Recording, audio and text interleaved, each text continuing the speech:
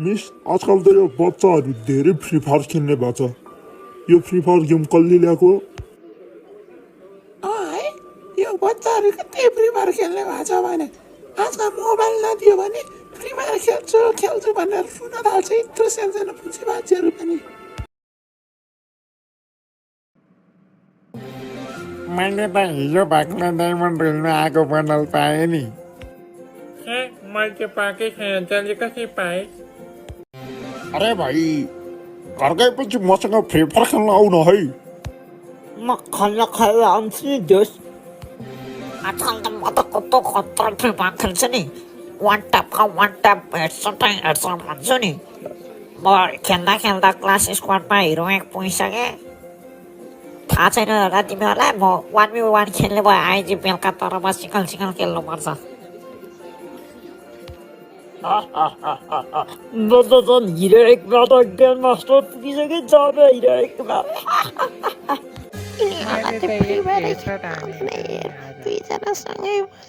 तिमीहरू सबैजना चुप। सुनिल तिमी चाहिँ किन आएको? म आज रिस उठेर आएको। मलाई पनि रिस उठेको, त्यहाँ फ्री फायरको मात्रै कुरा गर्छ जतिखेर नि। म त कहिलेकाहीँ मात्रै फ्री फायर खेल्छु, त्यही पनि बाबा मम्मीले दिनुहुन्न। अनि 10 पास गर अनि त्यसपछि नयाँ फोन किनिदिन्छु, त्यसमा खेल भन्नुहुन्छ। म पनि खेल्छु तर मम्मी बाबाले मलाई गाली गर्नुहुन्छ भनेर म खेल्दिनँ। सुनिल म त उता जङ्गलतिर जानु लाग्यो, तिमी पनि जाने भयो होइन? यहाँ बसेर पनि के गरौँ, जाउँ। आकाश त्यो के हो हेर त, टल्किआएको छ त्यहाँ हेर त। हो है, के रहेछ यो?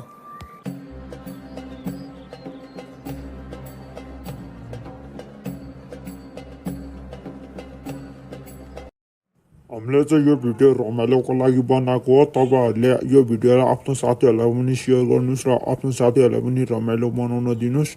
अनि हाम्रो च्यानललाई भिजिट गर्न नबिर्सिनुहोस्। हाम्रो च्यानलको हरेक भिडियोलाई लाइक र कमेन्ट गरिदिनुहोस् कस्तो भिडियो चाहिन्छ भनेर। हामीहरू यस्ता नयाँ कन्टेन्टका भिडियो ल्याउँदै गर्छौँ।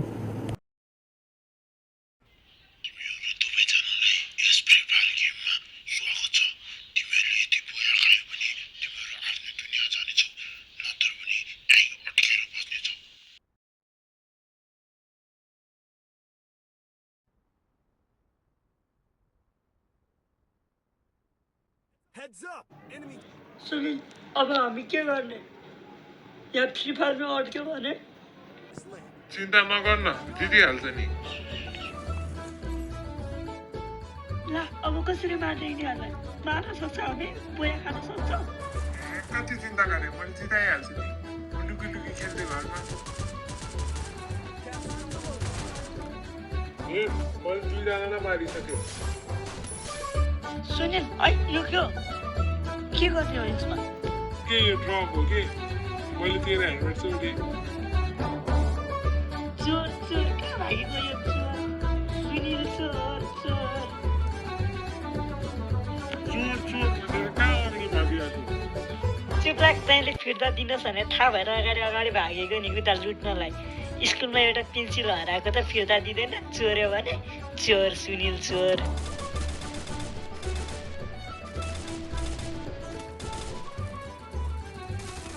यसलाई यसमा कसले घुसाएको? यो भन्दा त क्लासमा ठिक थियो। एकजनालाई मार्न सकेको त कति साथ देखाउँछ। एकजनालाई मार्न देखा, त्यसपछि म त मैले मारे एकजना मर्यो मेरो हातबाट हेडसट हानेको। एकजनालाई मारेर के काम गरेको? मैले 5-6 जनालाई मारिसकेँ। भने बित्तिकै अर्कै किलाले देखिस्। मैले मारेको लुट आएको भिखारी। त मलाई भिखारी नभन हेलमेट चोर। झन् यो के हो भनेर भन्न लाग्यो, रिसाउँछ मात्र यो चोर। रिसाउन बाहेक अरू केही कामै छैन यो चोरको। मलाई अनपढ भन्छ चोर, आफू चाहिँ खाना नपाएर घाँस खान गइरहेछ। चोर गाईको खाना नपाएको। तँलाई यो के थाहा? यो चाहिँ हो भने रिपायर गर्ने पनि खेलेछ। याहू कति मजा आयो। म म त अब गीत गाउँछु जिन्दगी सवाल दो इतना ही पहाडहरू गीत गाउन नआएर भिखारी चुप लाग्यो आफूलाई चाहिँ यति पनि गाउन आउँदैन अनि मलाई भन्छ गीत गाउन आउँदैन तँ त त्यहाँ झगडा खेलेर बस गोली हालेर होस् यार म जस्तो मस्ती गर यहाँ बल्ल त यसरी भित्र पस्न पाएर चाहिँ अरूले मौकै थाहा छैन हेर न यो चोर मसँग बोल्न डराएको होला नि जुवा लागेर बस्छ चोर बोल्न सक्दैन यो चोर बोल्न बोल चोर गेम अड्केपछि टिक्क हाल्छ त्यसपछि मस्ती गरेर बस्छ मैले तेरो भविष्य देखिहाल्छु टेम्पो ड्राइभर गर्न आँटिहाल्छु होइन यार अब म पनि मान्छे मार्छु छिटो छिटो बोया खाएर घर जानु मन लाग्यो मलाई पनि मम्मी बाबाको याद आइसक्यो भिखारीलाई बल्ल थाहा भएछ मलाई नै एकदम मम्मी बाबाको याद आएछ अब त मलाई नि जोस आयो एक एकलाई खोजी खोजी मार्छु अनि बोया खाएर आफ्नो घर त जानु पाउँछ नि ल बोया खानै पर्छ कुन गन राम्रो हो भन् त म त्यही गन लिएर सबलाई एक एक सर्टमा मार्छु जुन जनतालाई पनि सेम हो हाल्न सक्ने होइन हेरौँ यस्तो गर्न सक्छस् त हेर हेर सकिहाल्छ क्यारेक्टर त पावर हो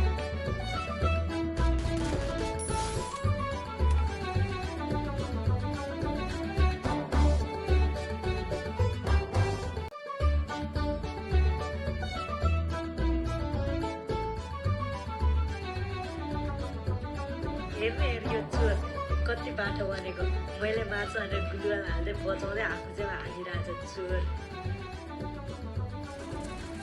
हेर भाइ दिवालीको पटाका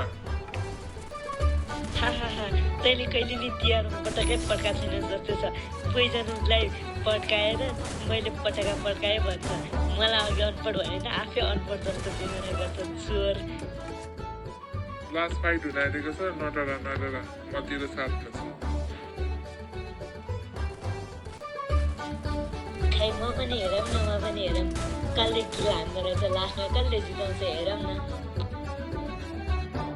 मैले त जिताउने हो भिखारी चिल्लाएर दाइजी त चोर हेर यहाँ कति धेरैजना भागिरहेछ म त सबलाई मार्छु एकलाई लिएर यस यस यस यस जित्यो